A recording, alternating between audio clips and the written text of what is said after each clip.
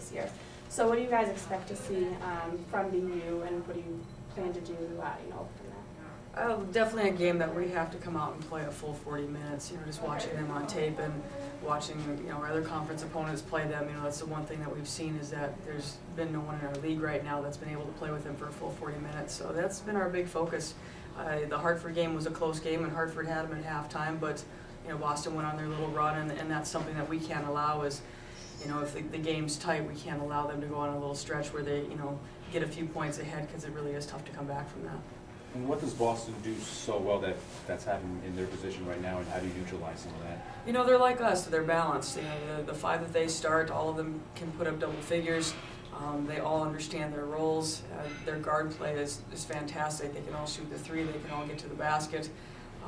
Their post players have been great on the rebounding side of things. So it really is going to be an equal battle, and it's going to end up being who wants it more, I think.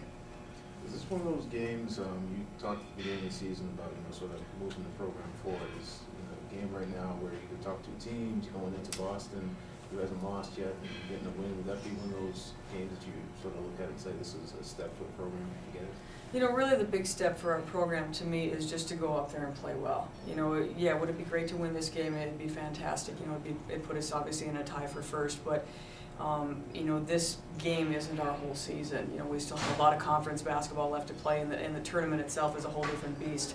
So for us, our goal really is to go up there and play how we play and be solid for 40 minutes up there. The road hasn't been, too friendly for you guys this year. You've gotten a lot better, I think, in the last, conference play, especially since, that UMBC game.